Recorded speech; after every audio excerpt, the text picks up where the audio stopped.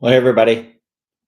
I don't know if you can hear me. There's really not much feedback of whether I can hear, but if you want to comment in the chats whether you can hear me or not.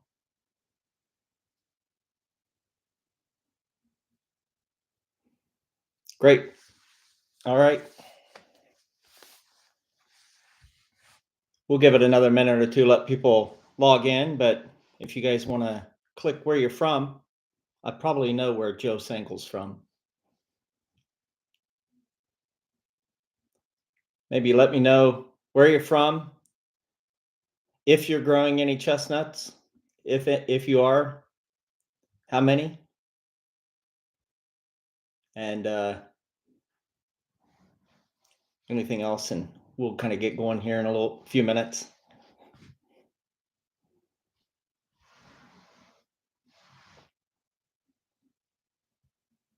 Just finished watching a golf tournament.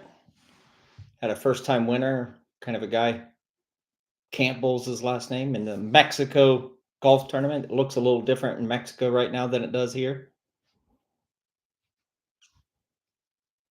We are above freezing for the first time in probably a month, and we've been snow covered except for one short 4 or 5 hour period in late December 30th, 31st, somewhere in there. We had about 4 hours where we could see a little bit of grass.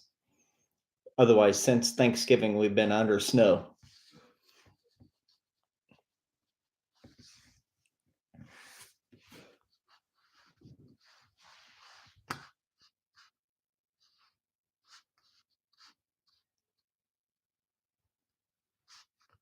All right, I don't expect a huge number of people here on the channel. I think there was a total of maybe 30 or 25 votes. I don't even remember, but Forrest says from Indiana, which is mine and Joe's home state. We grew up just south of Shelbyville, Indiana, in southern Indiana. Forrest says he has 15 acres, but only enough spots for groups of 3 or 4 Americans scattered amuck. I like that word. About 30 chestnuts and 3 persimmons. That's awesome. Pure American chestnuts there, Forrest, or some hybrid? And then Dutch Hollow Farm has 20 trees in the ground.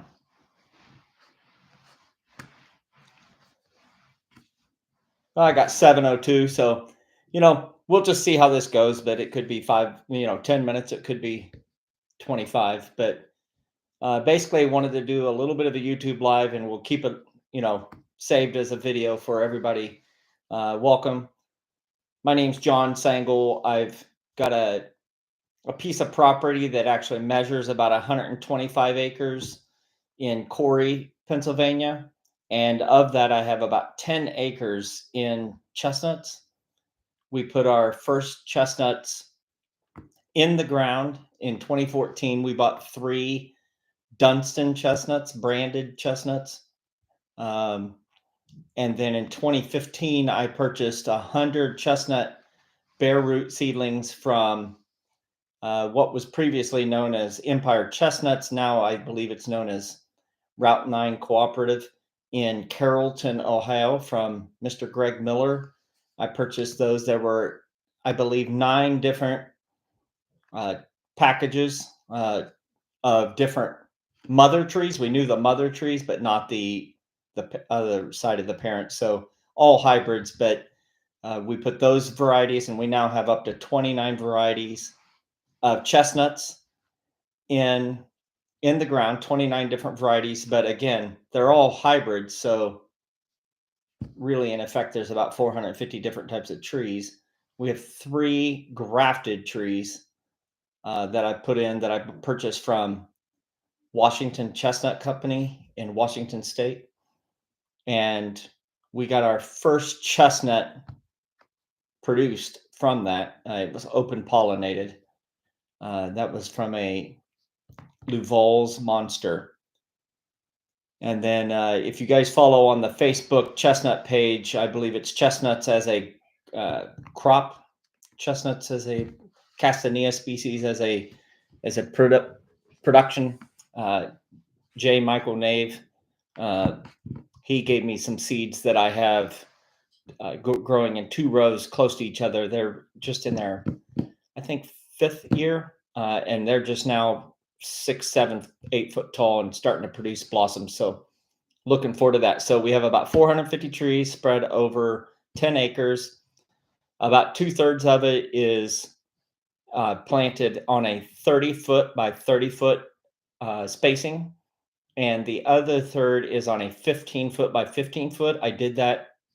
The 30-foot by 30-foot spacing was used based on basically what I used as my guideline for how to plant a chestnut orchard. It's produced by the University of Missouri. If you just type in growing chestnuts or how to grow chestnuts or growing chestnuts, chestnuts as a crop, uh, University of Missouri PDF, type that, you'll come up with the most recent PDF. It gives you great information on soil type, pH that they desire, how to plant them, spacing, when to thin them, and so forth. And you can do intensively managed chestnuts. In Japan, they do that to get even bigger seeds. The Castanea crenata does produce a bigger chestnut than even the Chinese chestnut does, but they intensively manage them. They almost look like short peach trees or apple trees, and they get really, really large burrs. But 450 trees, 10 acres, 30-foot by 30-foot for 2/3, 15-foot by 15-foot, knowing that I'm going to have to thin those out, but trying to push production earlier. And I started that in 2015. I planted 100 along with another 100 trees that I grew from seed that were all from Dunstan parents. Again, Dunstans are nothing more than a Chinese hybrid with a little bit of American genetics. They're not 1/16 American. They're a little bit of American uh, that are grown in northern Florida. But I purchased mine from Chestnut Ridge of Pike County in Illinois. I purchased the seeds there and grew those. So I planted 100 bare roots from Greg Miller, what was called Empire Chestnuts, now Route 9 Cooperative. I planted those seedlings, bare root, 1-year-old seedlings, at the same time as I planted trees grown from seed that year. And then I've added to that over the next few years. And now I've just maintained that footprint for about 5 years, and I'm just filling in where trees have died. So I'll catch up on some of the comments here. Forrest Deno says, yes, pure chestnuts. At least that's what they told him when he ordered. Bill Dieter gave me. And then we got Robert V, Michigan. Dunstan and Chinese chestnuts in 5-foot tubes. We got Jason here. Hey, Jason. Have I seen any persimmon out on the farm? Have I thought about growing and selling those? I actually do sell them when I have them. I should have seedlings for sale this spring, a few. But yeah, no, we produced a monster crop this year. I think we had like almost 20 persimmons produced on the one tree. We have about 20 trees coming into production, but of course they're either male or female, and only the one female in the main area where I wanted there to be more females. But she produced for me this year. So, they're American persimmons. So if you can reach out to me, around April 15th. That's when I usually sell my bare roots. Seedlings are going in the second and third growing seasons. Looking forward to some growth this year.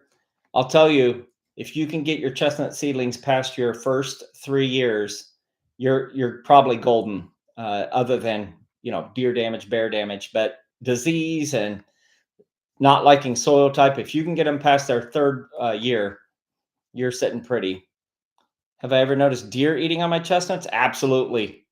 Deer, I had to put tube toppers. If you watch my very early videos, I had 5-foot tubes, but I actually had to put a topper because when those trees were out in the middle of a field and the first ones started putting their leaves over the top, it was the deers. They took it as their personal job to eat all the leaves. But they did do the toppers did a great job. But once we got more of them up past deer browse height, that's my, you ever hear diameter at breast height if you're talking about logging?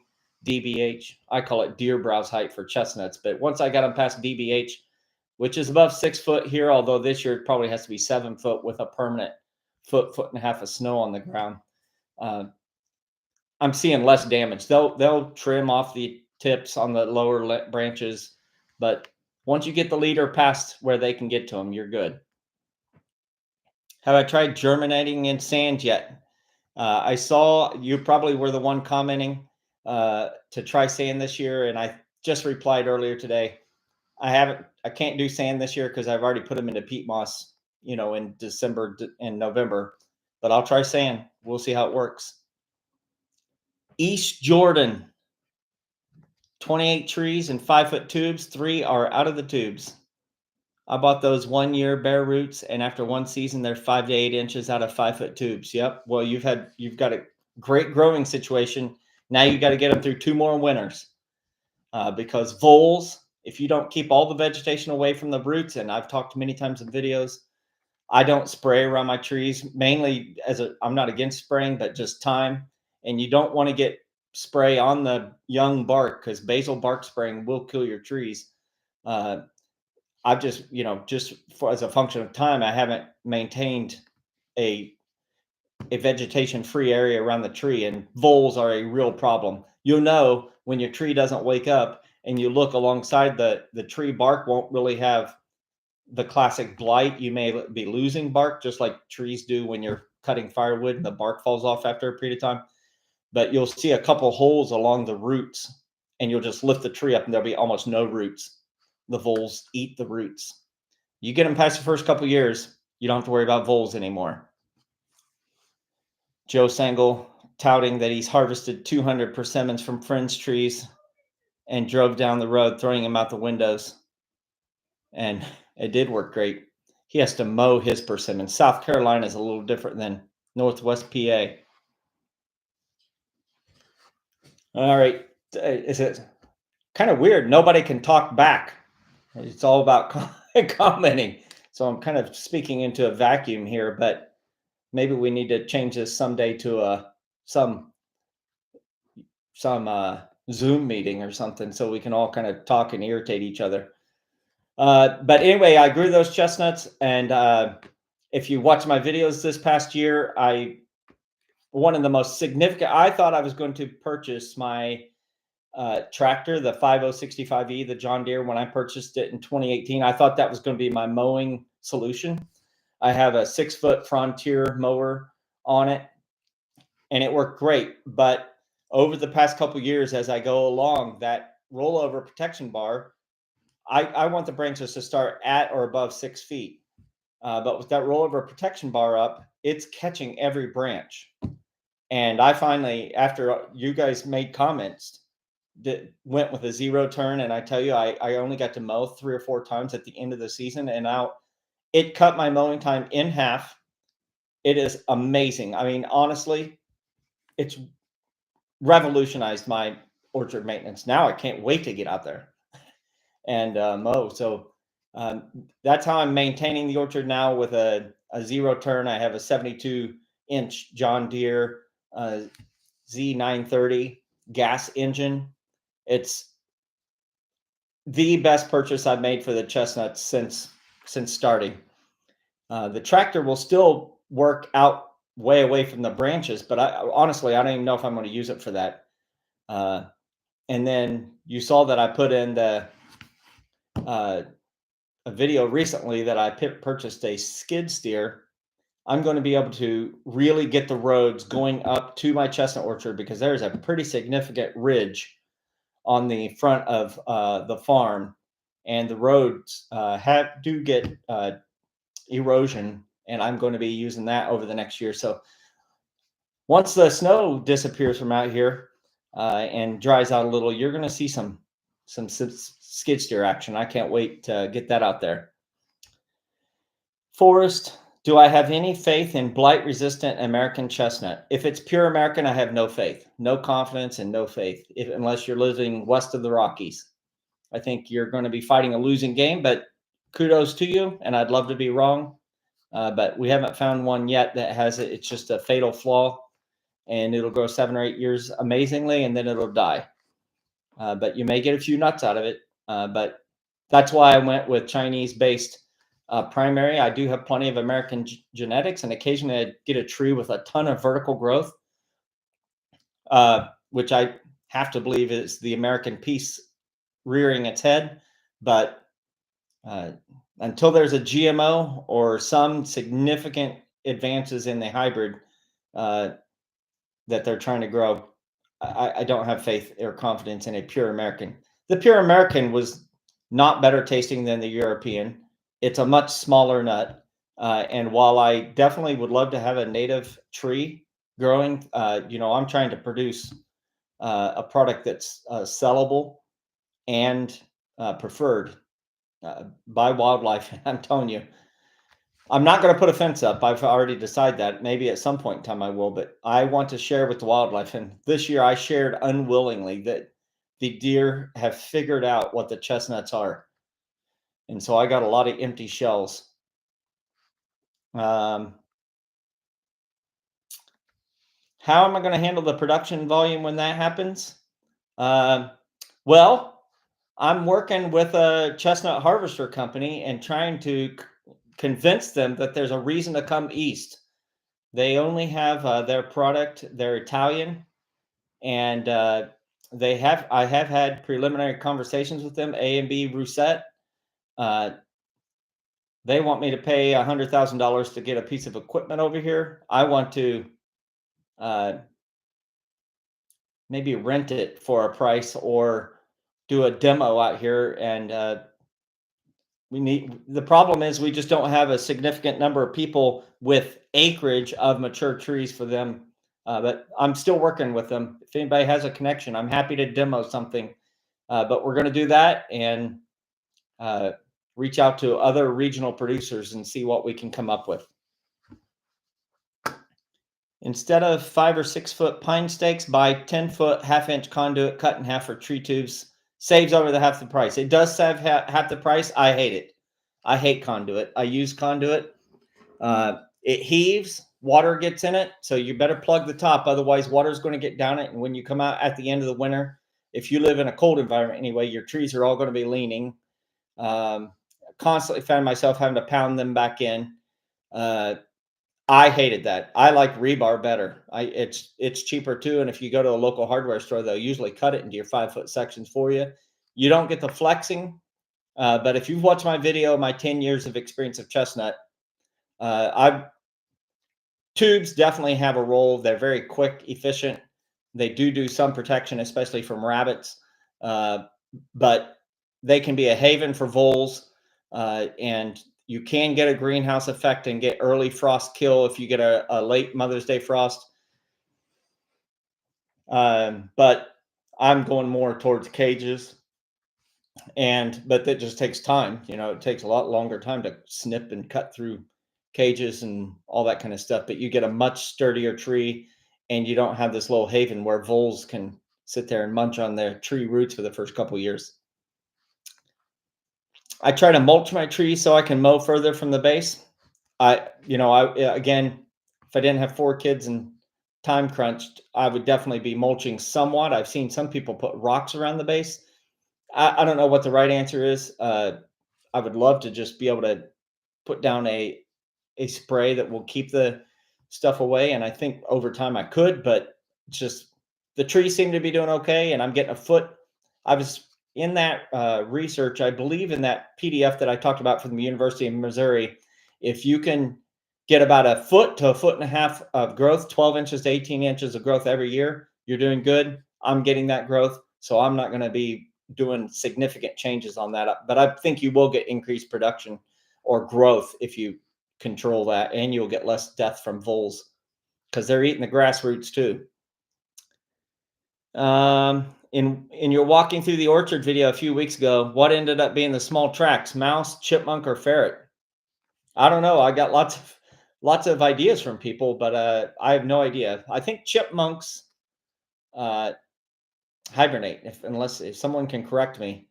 But it could definitely be weasel. It could definitely be a mouse. Those are definitely out there. Voles, I guess. I don't know, but they were everywhere in that one area. But don't have them on trail camera. Have you started any chestnut seeds inside? I have not. I'm not starting chestnut seeds indoors. I used to start them in early February, and it was nice seeing green, but they become leggy and unwieldy and a pain in the butt by the time you get to May. And so now I don't start until mid-April and get them started and then take them outside. They harden off much easier. If you start them in early February and you're like me, where the last frost is mid-late May, hardening off after that means you're going to be carrying trees in and out on the days that the frost shows up, and that's a pain. And you're going to have to harden them in a shaded area for like a month, and at a minimum. If you try to do it in 2 weeks, you're going to get fried trees. So I haven't started indoors, but early mid-April, I'll be putting them in the ground or in some soil. I ordered seed from Chestnut Ridge of Pike County in the fall. I immediately put them in a container with damp peat, and into the fridge. How long should it take them for them to sprout? If you check them now, you'll probably start seeing a little bit of a root radical. You should pretty soon, as long as it's not too damp. Otherwise, you're going to have mold. Any thoughts about grafting? Grafting is an interesting thing. Some orchards do that a lot, especially out west, because then you can get a single variety and harvest all within like a week. You dump most of your chestnuts. Um, there's also, in some parts of the world, in the Middle East, for example, they do grafting on oak to try to get by with another pest that they have over there. They just don't, they're not long lived. And grafting, I took my advice from Greg Miller, Dr. Greg Miller in Ohio on this. He said that there's sudden graft failure.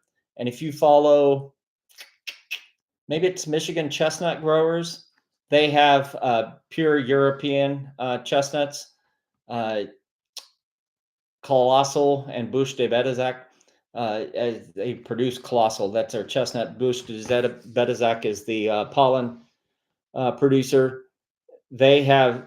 One of their orchards had huge amount of sudden graft failure maybe 2 or 3 years ago. Beautiful trees, probably 15, 20-year-old trees, and they all died. And that's what Dr. Greg Miller had said, that grafted trees in the north, when exposed to extreme cold, are subject to sudden graft failure. The tree looks beautiful. You don't see any bulging of the graft. It doesn't appear that the graft has a problem, and the tree suddenly dies. And they had a huge amount of death in one of their orchards. So I have not given a lot of thought, but I do have 3 grafted trees. They're still alive. My planter tree tubes have done well. As the older trees put on girth, the tubes perforation worked perfectly. Planter tree tubes are quality, but they priced me out a long time ago. They were very expensive, and I went to Tree Pro tree tubes. Got some props here.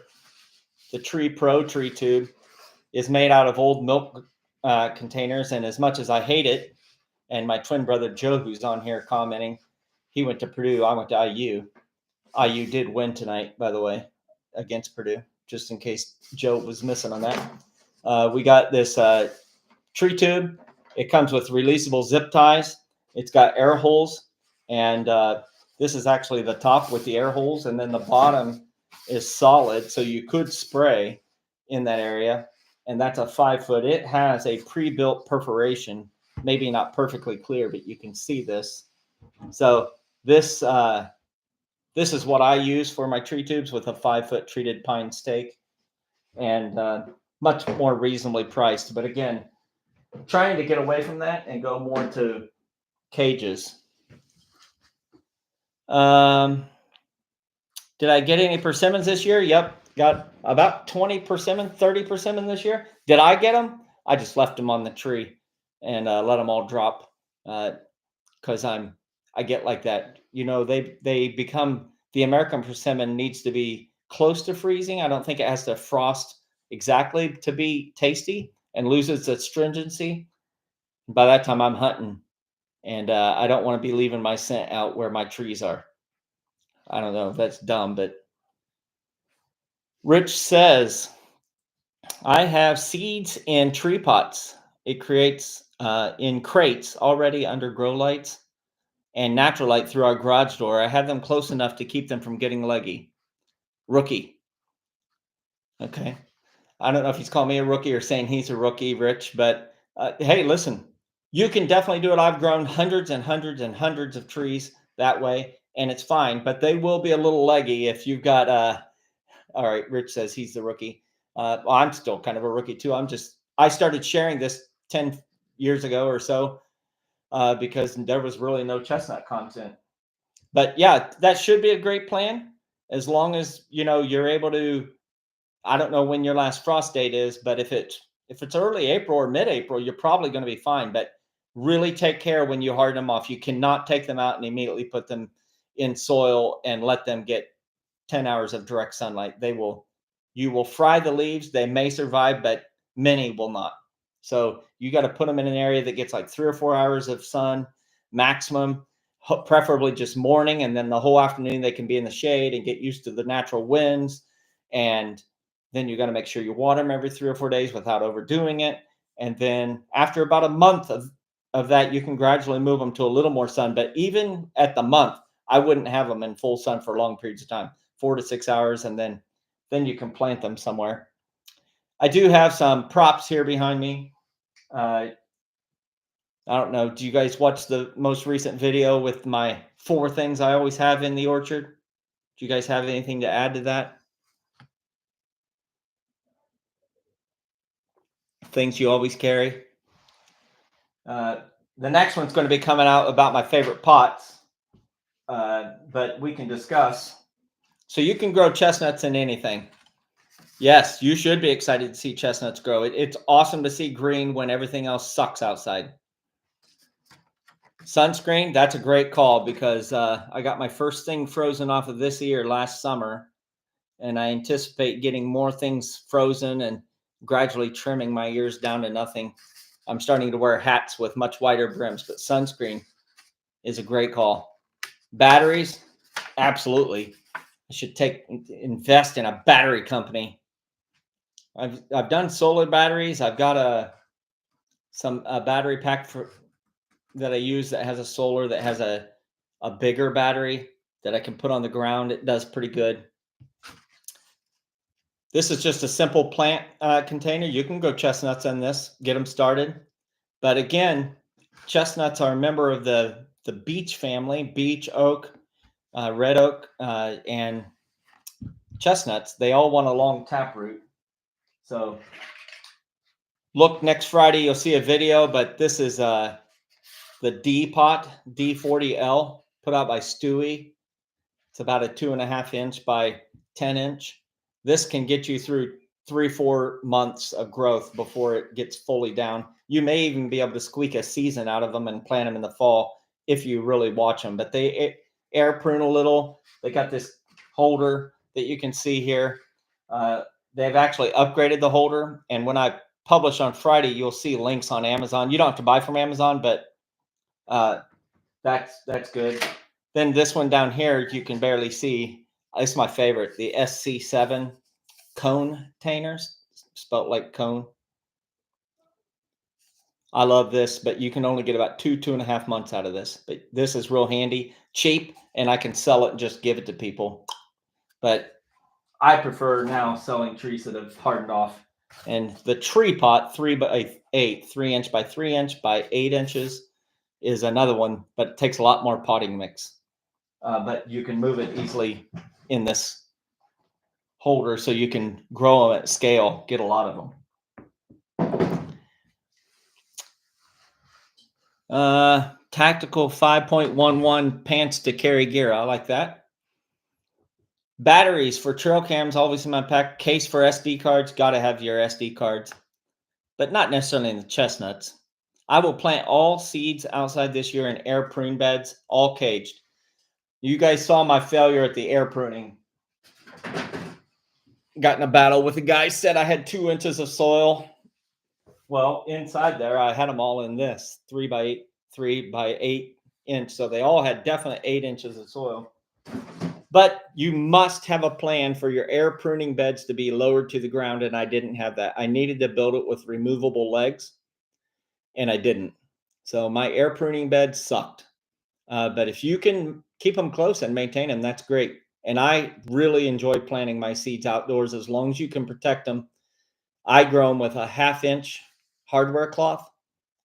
I don't know why it's called cloth, but if you know hardware cloth, I'm sure all of you do. But it's a metal, galvanized metal cage. And I build cages where, so keeping mice out, you got to keep the rodents out. Otherwise, they will wreak havoc on your nuts, which is a big problem. You don't need things wreaking havoc with your nuts. And you plant those inside protected cages in deep soil, 8, 10, 12 inches of soil. You can get really good seedlings. You've seen me produce this before, but when I put mine outdoors, yeah, I let them sprout. I plant them in early May, about 3 weeks before the end of last frost. And then usually in mid-July, they require one weeding. They've gotten rooted enough that when I pull a weed next to them, they're not pulling up. And then that's by that time the leaves shade out, and that's the last time I have to weed them. And then I grow them 1 or 2 years and can sell them as a bare root seedling on tax day. I will plant all in airplane bed. Okay. Rich says I have 50 and 3 by 8s and 95 and 4 by 12s. So you can keep those definitely for a year in those. I've talked about protecting the chestnuts before in the winter. If you have them on the ground, touching the ground, you just have to bank dirt up against them. 6 to 8 inches of dirt to the side of the outermost container that you have, and then I mean, you can throw some leaves over them if you want, but as long as you have the sides protected and they're touching the earth, that there's no air coming underneath the roots to freeze them, they'll handle cold, cold, cold, cold temperatures. Our low temperature here this year has been -18 that I've seen, and the lowest temperature my trees have survived was -28 Fahrenheit, -28. Dan Smith, I switched to 2 by 4 welded steel fencing like I used. Much happier, and the Dunstons are growing like crazy compared to all others in Southeast Michigan. Also added the 12-inch high, 12-foot high garden cloth mini cage around the trunks for mice proofing. I'm going to say that's 12-inch high garden cloth mini cage. I'd have to look at that. That's probably that real fine mesh like screening to keep the mice off of them. That's probably, I'm sure that's going to be very helpful. Yeah. Inch. I'm seeing significantly improved.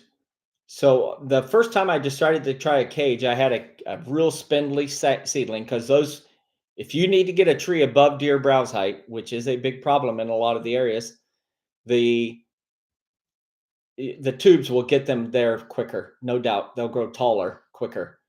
But it was so spindly that the side of the tree tube was rubbing the tree raw, which, if you're in a blight infested area, which if you lived in the East Coast, especially Ohio and Eastern, Missouri may have a little less pressure, even though it's still there. Iowa, even less pressure, but it's still there. Unless you're west of the Rockies, you're going to have blight pressure of some level. But when I put a tree, just a cage that I cut 36 inches of the 2-inch by 4-inch galvanized metal, 5-foot tall fence, and put it around 36 inches, makes a 12-inch circle. That tree is so much more robust now. I mean, after a couple years, it is just it doesn't have the lean like the Lake Erie chestnuts thing have that lean from that western wind. All right, I'm going to give it about 15 more minutes here. Rich says, I'm keeping the temp at 68. It's a heated floor pole barn home in the garage side. I think 68 is going to be fine. It'll actually slow down your growth a little, which you probably want. That way, they're not just going crazy. Just make sure they sprout. If you start noticing they sprout and then you get you know, 6, 7 other little tiny sprouts and they all look like they're just not opening their leaves. They look brownish on the end. It may be that it's too cold and you're getting something called damping off, which is a little poorly understood, but cold and damp both contribute to damping off. So if you get 2 or 3 trees growing really well, but the majority are doing that multiple little stem thing, look up damping off, DAMPING, in my thing. It's a tough problem to deal with, and it may be related to being too cold, but 68 should be okay. M32 outdoors, 2 of my 5 foot tubes. Top of them, I added 24-inch hardware cloth and zip tied it down 6 to 12 inches down the tube. So with the hardware cloth, gives it 6 foot uh, deer browse height. That's good. After one season growing from seeds, what can I do to keep alive in large 3-gallon pots? I guess I would ask you first, what's your goal? Is it that it's you want to get them bigger before you take them out to their final destination, or do you want to grow them in the 3-gallon pot? If you're growing them in the 3-gallon pot just to kind of grow, I guess I would put them somewhere where they get a lot of sun, but maybe get protected from the top 2 hottest hours. Make sure you water them every so often. That Mr. Nave, who has been a real source of knowledge for me, uh, grow in California, especially grew trees very successfully in pots. Bigger before planting on the property and to sell the trees. Yeah, I mean, you may want to set up drip tubing if you're going to keep them in 3-gallon pots. I mean, that's going to be a huge tree. Uh, I don't know if you saw at the beginning of last year, I actually had some 3-year chestnut trees that got overgrown and just due to time commitments, wasn't able to get them dug in time for bare root, and then they just kept growing. They were 6 foot tall. They had big old roots. I actually bare root planted those last year. It's the video where I'm holding it up. I forget exactly what that was called, but I planted that and as bare root. I planted them in bare root in late April last year, and those things took off. They bloomed and they look good, but I'll withhold judgment on how successful that was until I see if they wake up this spring. Yeah, I mean, this is a key point that I have found. 1 year bare root trees do well when you transplant them. 2 year bare roots seem like they're doing a touch better, but they cost more money. They take longer time for them to somebody produce that. But I feel like it just has a little bit of a head start on getting out of the tree tube, but I can't say that 3 years better than 2. Eventually, there's a point where bare root trees, the younger, you don't want to be doing a 6-year bare root tree. That tree will be probably struggle just from the shock. Rich says they're all sprouting for the most part. I didn't pull them out of the fridge unless they had a decent taproot. I do have a few that are black at the tip, but most are looking good.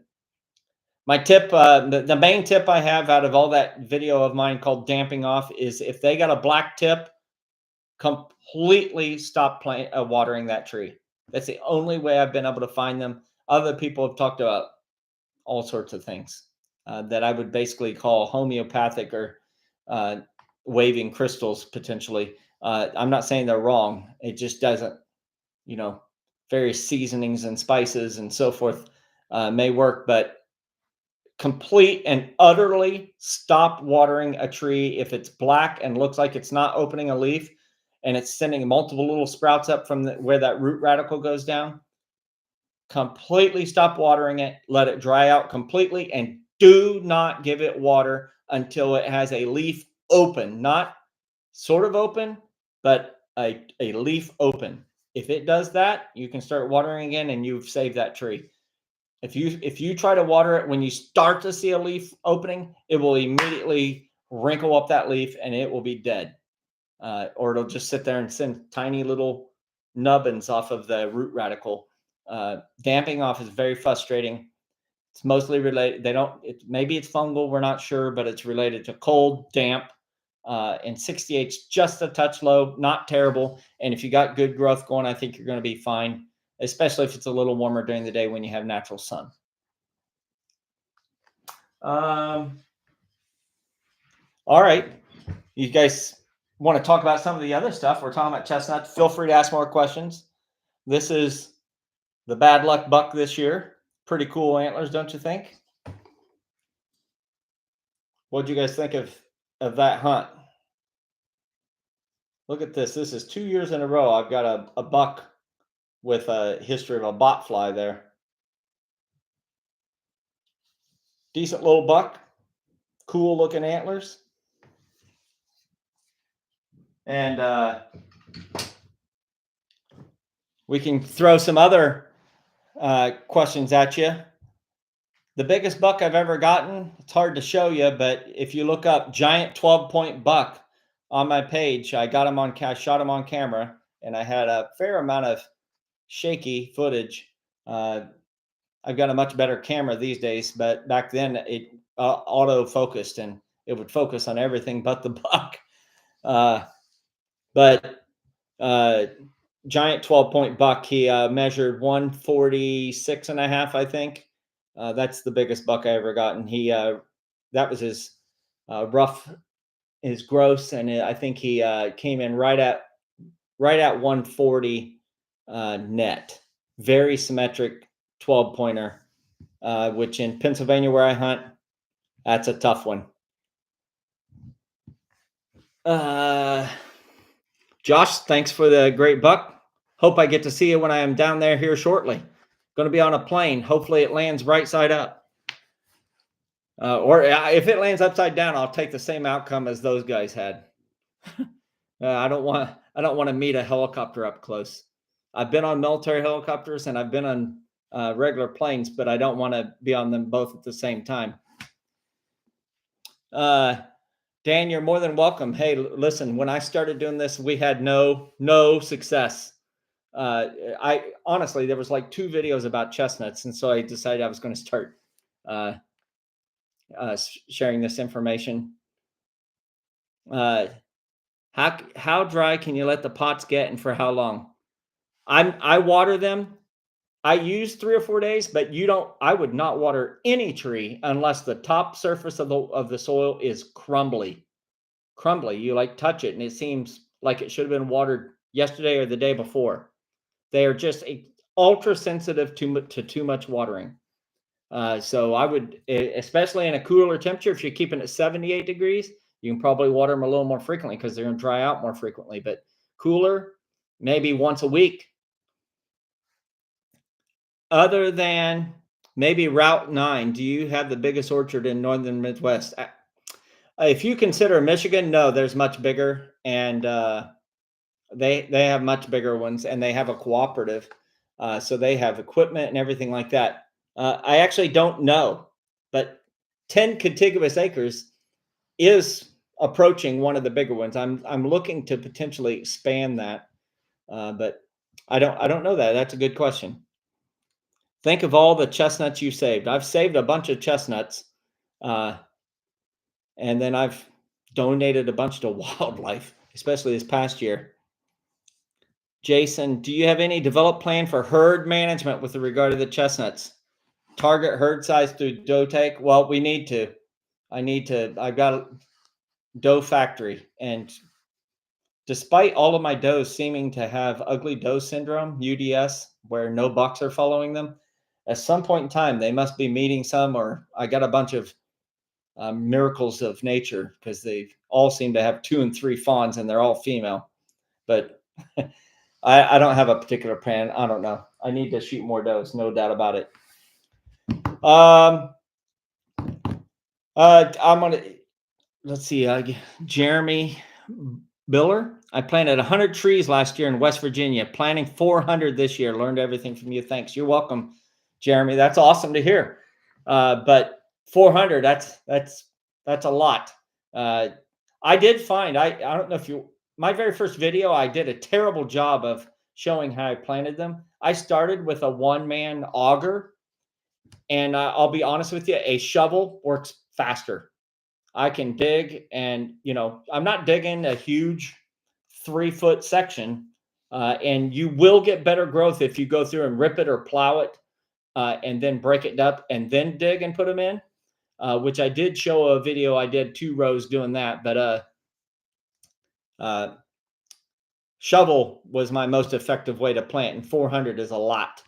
But I would not do a dibble bar like I've planted oaks and so forth, where you just shove it in, lean up forward, and then put the seedling in the bare root, and then put a hole behind it and push the dirt against it. That works great for, well, I would say it works okay for oaks and so forth, but I wouldn't do it for chestnuts. Wayland Legend, if you started over, what spacing would I do? I'd keep the 30 foot by 30 foot. Yeah, I mean, I'm fine with the 15 foot by 15 foot, but I'm gonna have to cut some nice trees at about the 10, 12 year mark, and it's gonna hurt me. But they produce on their outer branches. So I thought about, when I get to the 15 year mark and I got to cut, maybe try some of the intensive pruning just to make them look like some of those Japanese trees, and see if I can get less chestnuts on those trees, but bigger nuts. I hear chestnuts like being planted on hills and slopes. Well, that's what the recommendation was to me, to do that. And I'll tell you, my trees that are on the ridge are much happier and much bigger than the ones that are on the slope. I don't know why that is, but they are. I know that I got a diagonal where the soil changes, and where you go to a more water holding soil, they're not as happy, but the ridge top, they are happy. I've received grants from Fish and Wildlife plus Michigan DNR for land restoration and wildlife. We have 51 acres we're going through and pulling invasive plants and trees. That's a heavy task load, but I love it. I know you do too. It's any minute that I'm out messing with trees, and you know bending it a little bit to my will, but just making it a better place for nature and for me and for everybody else that's going to come after me long after I'm done. I love it. Benny J, my best trees are on slopes. Mine are on the top of the slope, on the ridge, and just on the shoulders. Down deeper, not quite as good, but they're all still happy. 4 acres with a wildflower pollination mix. That's awesome. I've thought about doing that. Rich, if you got a source for where you're buying your mix, 4 acres of wildflower seed is a big order if you're just buying the Walmart 50-cent packages. If you have a if maybe you're getting a grant for that, but I love that. Hey, I wanted to take just a second. I know we're all chestnut primarily here, but last year I kind of evolved out the channel a little, and kind of brought you into me developing a 10-acre lot, and building a road to nowhere, and spending endless amounts of cash, and then building a pole barn on that, which I've been currently wiring.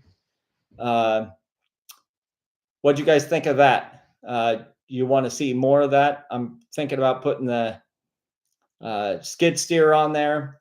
Anytime you guys can give feedback on content that you like to see more, I like that. Of course, the view count tells me, but if you have any of that ideas or thoughts on adding that newer content, let me know.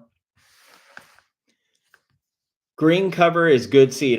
I saw that Dr. Grant Woods was kind of switched over to green cover from Eagle Seeds. I'll have to give them a look. More important, John McInerney. More important to plant for sun exposure. East slopes is great for that. Yes, you get early sun there. Dusty Bowhunter, how often should I water my 2-year-old chestnuts during the summer? Tell me where you live, Dusty. If you live in Pennsylvania, you probably never need to water them unless you've gone a month without water. Probably never. It would be my answer if they're 2 years old. If they're very first year that you planted them and it's gone 2 to 3 weeks without rain and it's been hot, then water them. No more than once a week, even if you're in Texas. M32 Outdoors responding back to, I'm looking to see what he's, other than the Route 9, the biggest orchard.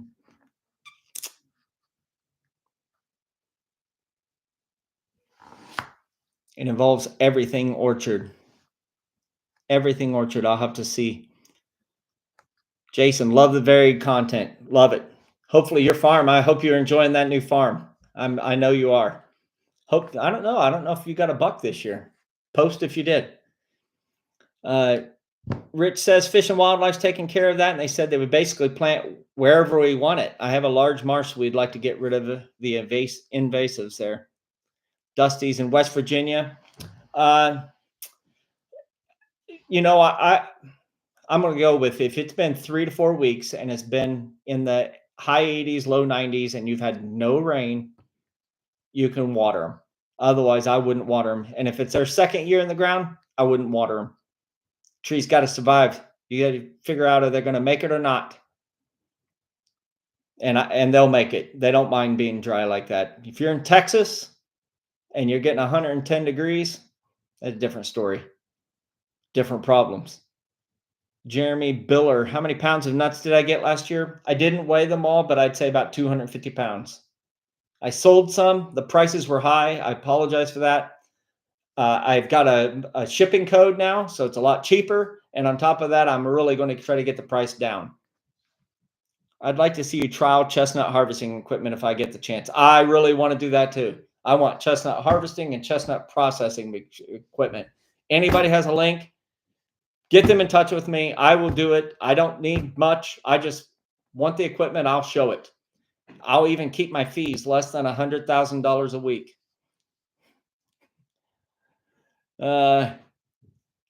Yeah, I got a quote on a house on that lot, that 10-acre lot. So let's put it this way. You guys need to go get about 1.5 million of your friends if I'm going to be building anytime soon. I suddenly fell in love with my current house. Fred Rao, any suggestion what to do with 10-year-old chestnut trees? They got rubbed hard by a deer this year. I don't think there's anything you can do. If it starts showing signs of blight, you can try a mud pack. That's what they used to do. Rub it, put dirt on it, and you can look that up, chestnut mud packing for blight. But otherwise, a 10-year-old tree is probably going to survive it. Jason, I did get a buck, but not at that particular property. They got EHD, finding a bunch dead by his pond. I wondered if we had EHD. We had a low number of bucks on my cameras this year compared to others, but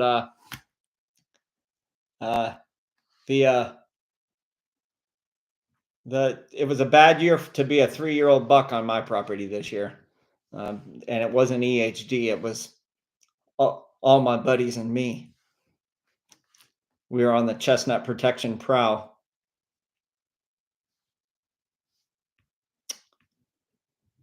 Have you figured out a large sous vide system for nuts with weevil? Now, I got one nut that I believed I had weevil, and I was certain that that nut was from my orchard, but I've had no others in 2 more years. So, but the deer were tearing up nuts. I don't have squirrels moving in yet, but I'm expecting them next. It's going to be impossible. I'll have to get a sprayer that sprays up, and you have to do 2 sprays about 3 weeks apart. I have a sous vide system, but not a large one. And I do have a large one sorted out with a buddy of mine who basically should have been an engineer, but we'll debut that. I don't know that I'll have it out yet this fall. Do I ever plant food plots? Dusty Bowhunter, you need to watch some of my channels. Definitely I do food plots, and another sister channel that I run called Deer Addiction. It's all one word, Deer Addiction. I had an awesome fall plots this year. Awesome. And I put an electric fence up and put it up too late to save the corn. It's going to be up early this year to try to save some corn, but ridiculous fall food plots. Rich says we built about 2 years ago and it's pricey, but don't feel like it's getting any cheaper, but we can keep our fingers crossed. Well, you already got it built, and interest rates, I don't know if they're going lower or not. Maybe this is the new steady state, but if you're already there, unless you're fortunate and have set yourself up financially that you have no mortgage, if you do have a mortgage, if the rate drops, the house is already built, the cost is known, and you can refi. I haven't seen any EHD Southwest Pennsylvania. That's great. I never found a dead buck that wasn't suffering from lead or copper poisoning. So, as far as I know, we didn't get any EHD where I'm at. Rich says we didn't finish everything we wanted because of cost, but we're working on projects as the budget allows. See, that's wise. Let that budget dictate. Josh Friss says videos on pole barn projects, skid steer, equipment, wildlife habitat would be great. Keep up the great videos. Thanks, Josh. Appreciate it. Dusty Bow Hunter, we'll check your other channel out. I'm obsessed with hunting. Well, I publish plenty of deer videos here, and then as they age out here, I've been reposting them over there. I don't know. And then I post some new content I posted new content on the electric food plot, electric fence with the food plot, and also my border line. This year I did border mix, and it was awesome using my Tar River DRL 072. That was a great addition to my planting. Get myself a little more light here. All right, I'm going to do 10 more minutes. 5 more minutes. That'll get us to an hour. We got in before it got crazy. Well, it's crazy. Chris Dyer, hey, Airborne. Airborne salute. The Airborne. Drive on.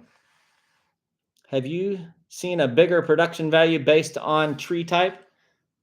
Or has spacing been a bigger production influence so far?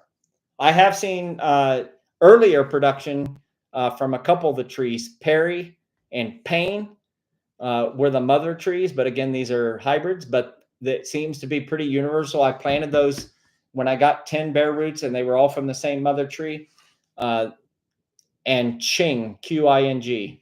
Perry, Payne, and Ching have been my earliest producers and my biggest producers. Some of those are producing 300, 350 nuts a piece, a lot. And if you saw, some of them produced a purple nut, a couple different trees, but I don't know if I'm going to have to name them, because the name is often it is a grafted tree that's gone through the process of getting named. And basically I may just have to name it A1, or row B3, and then come up with some clever name.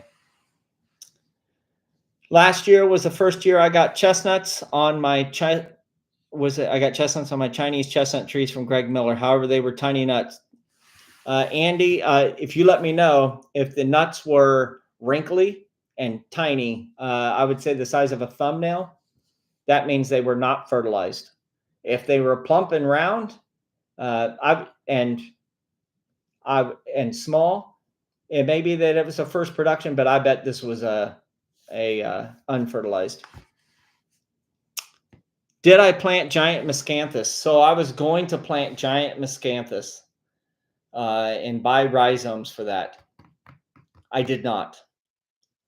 I did plant some switchgrass. We'll see if it grows. It was also planted along with the mix that really grew tall.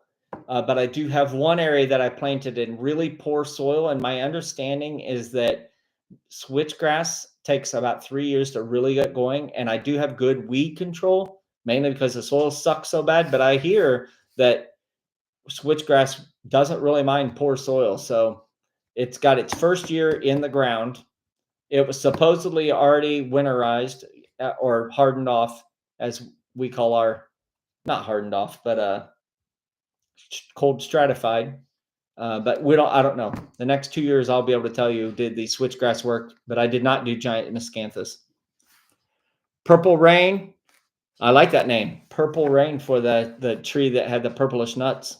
It's raining nuts. I like it. I'm all about corny there, or being nutty, whatever we're supposed to say. Have I seen the November drop chestnuts being sold? Any truth to this, or do you think it's marketing? I don't know. I got some that hold late, and maybe even into early November. But if it's not a grafted tree, they cannot make a guarantee, and I guarantee it's not going to be a grafted tree. I can almost guarantee that it isn't. And if it is a grafted tree, You may get it to grow great for 10 to 15 years, and then it suffers from sudden graft failure. If you're north of Carolina, uh, your trees are going to produce between mid-September through October. And if you're buying seedling trees, there's just no way you're going to know. So plant a cluster of them, plant 10, 11, 12 of them, and somewhere where you can put a bow stand nearby, because uh, there's probably not going to be any chestnuts left for rifle season if you're up where I'm at, because our rifle season's not till after Thanksgiving. If your rifle season's October 11th, like in South Carolina, probably going to be able to hunt over some chestnuts, but they'll be fighting between persimmons and chestnuts.